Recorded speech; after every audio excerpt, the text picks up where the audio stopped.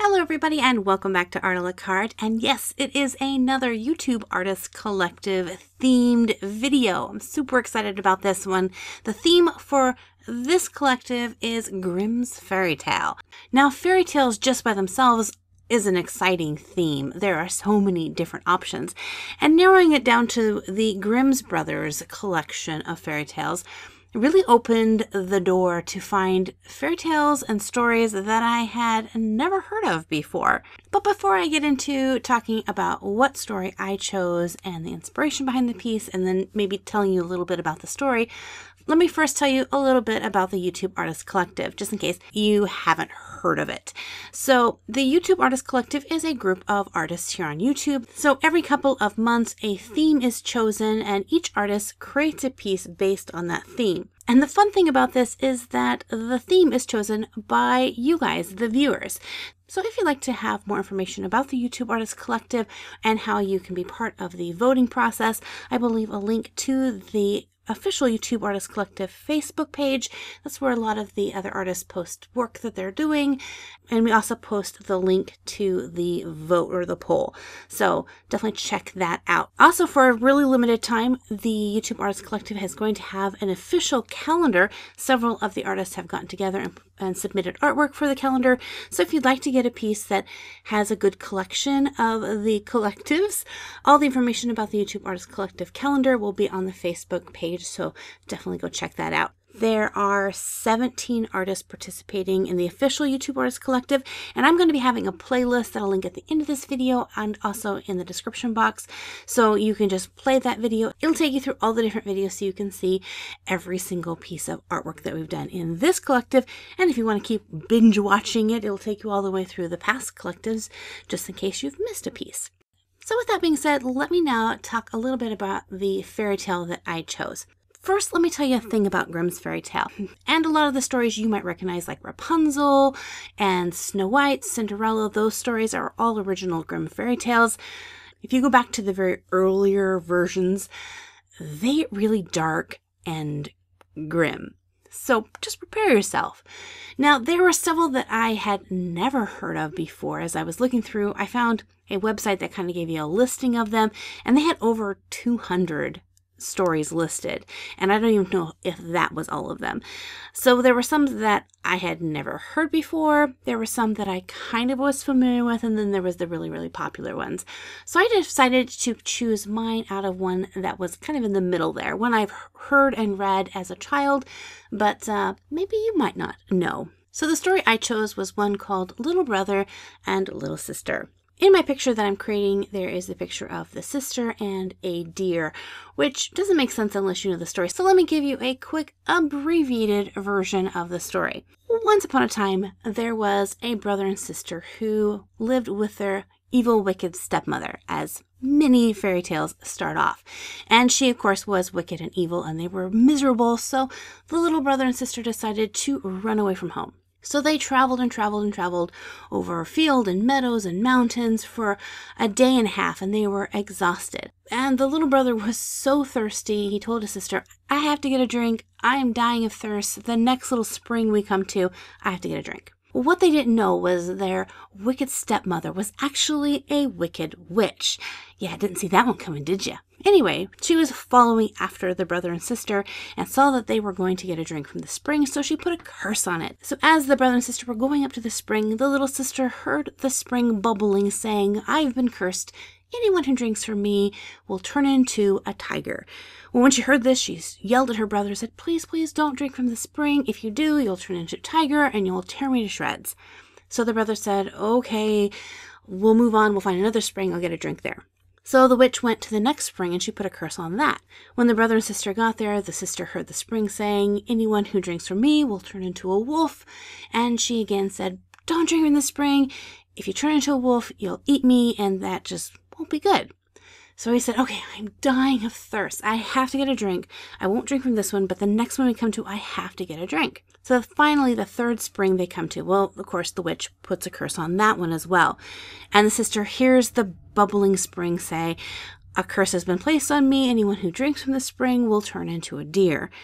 Now she tells the brother, stop, don't, because if you turn into a deer, you might be afraid of me and run away, and then I'll be left all alone. It'll be really sad. Well, she wasn't quick enough this time, and the brother drank some of the spring, and as soon as he drank some of the water, he turned into a deer. This is very sad for the sister and the brother, who is now a deer.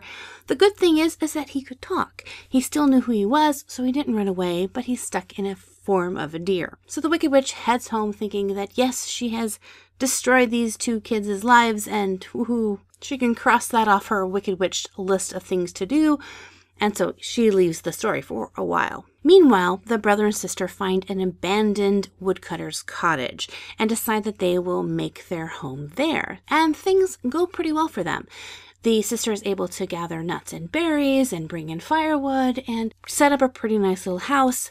And the brother, being a deer, just enjoys running through the woods during the day. And then in the evening, he comes back, knocks on the door with his dear little hoof and says, little sister, let me in. It is your dear little brother. And so she opens the door and lets him in. So time passes. One day they wake up hearing the sound of a hunting party. You know, the horses are running, the dogs are baying, the horns are tooting, and the little brother, who you would think would say, let me stay inside today because they're hunting deer, doesn't. He says, I gotta go out there and run in the hunting party. If I don't, I'll surely die. And I don't get that part either. So she lets the deer out. He runs around. He's a very clever deer, and the hunting party can't catch him. So in the evening, he comes back, and he taps on the door, and he says, little sister, let me in. It's your dear little brother. She lets him in. The next day, the hunting party comes back, determined to catch this elusive deer. And again, the little brother says, I gotta go. This is just too much fun. If I don't do it, I'm surely gonna die. I think he's a little overdramatic. Anyway, little sister lets him out. He runs around. Well, this time, the hunting party is being led by the king, and he is able to shoot an arrow at the deer, grazing his front leg, enough to hurt him, but not, mortally wound him. So little brother hightails it back home, however, this time much slower, allowing the king to follow behind, and allowing him to see the deer knock on the door, say, little sister, let me in. This is your sweet little brother. And when the door opens, the king then sees little sister, who is not little anymore. She's a full-grown woman now, and I guess beautiful or whatever. For whatever reason, he falls madly in love with her and must have her for his queen. So the little sister bandages up the deer's wound. By morning, it's all better, and when he hears the hunter's horns blowing, he again has to go out and join the hunt. Well, this time, the king is waiting, and when he sees the deer run off, the king comes to the door, raps on it, and says, little sister, let me in. It is your dear brother. When she opens the door, of course, there's not a deer, it's a king, and she is, of course, startled and slightly terrified. The king says, beautiful maiden, I love you because you're so beautiful, so come home, be my queen. And she, like, of course, any sensible fairy tale maiden, says, okay, let's do it. But there is a condition. She explains that the deer is actually her brother, and she has to have him with her, or she'll surely die. So the king agrees. She can come to the palace. The deer can be an official castle deer and live in the castle, have his own little bed and everything. And so they live happily ever after. If this was a Disney story. But it's not. This is a Grimm's fairy tale. Now, all of this time, the Wicked Witch has thought that the two little kids had been gobbled up by some ferocious beast. So when she finds out that they actually have been doing just fine, and now the girl is married to the king, she's now the queen, and the deer is living in the lap of luxury, she's not that thrilled. At this point, we're also introduced to the Wicked Witch's daughter, who the brothers Grimm describe as dreadfully ugly and having only one eye. So the daughter tells her Wicked Witch mother that she wants to be queen, and if she doesn't get to be queen, then she shall surely die. I think everyone's a little dramatic in this story. So the Wicked Witch sets up a plan. She disguises her daughter and herself to look like chambermaids, and they go and sneak into the castle. Once in the castle, they find out that the queen has had a baby. So they go to the queen's room and say, hey, we've drawn you a nice hot bath. So they lead the queen into this bathroom chamber, put her in the bathtub, which is actually scalding hot water, lock her in the bathroom, and the queen suffocates to death and dies. Then the Wicked Witch transforms her daughter to look like the queen. She's able to do a pretty good impression, except she can't give her daughter another eye. And she realizes people are probably going to notice this. So she tells her daughter, lay in bed and always keep your face turned towards the pillow so no one can see you're missing an eye. When the king comes back, she tells the king that the queen is resting and that they must keep the lights turned dim. And at last it seems like her wonderful plan has succeeded. Until that evening, in the nursery, the nursemaid is watching over the baby, and the little brother, who is still a deer, is laying on his little deer bed. When suddenly the ghostly form of the queen, yes, the dead queen, comes into the room, scoops up the baby, and says, "Where is my baby? Where is my dear? I can only come 2 more times and then never again." With that, she disappears. The nurse, of course, being rather startled by this, rushes in to tell the king, who doesn't quite believe her, though he does check with the guards, and they say no, they didn't see anyone come through. So the next night, the queen is watching, and the queen, ghost queen, comes in and says the same thing, only this time she says she can only come 1 more time and then never again. Well, when the nurse tells the king, he's now pretty convinced that something's going on, so he goes and sits in the nursery. When the ghost queen comes in for the 3rd night and holds her baby and claims that she can never come again, the king jumps up and says, "Truly, you are my wife." The ghost queen then turns, sees the king, and by some miraculous miracle comes back to life and is as healthy as ever. And yay! Now, if we stop the story at this precise moment, it's been a little dark and obviously weird, but not super grim. But there's just a little bit more.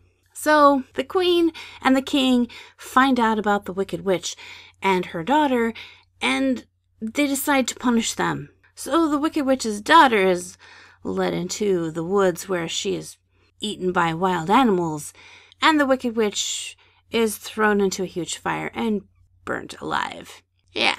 But on a plus note, as soon as the witch dies, the curse that is on the brother changes and he turns back into a boy. And the brother and the sister live happily ever after. And yes, I quote this part, they lived happily ever after until they died.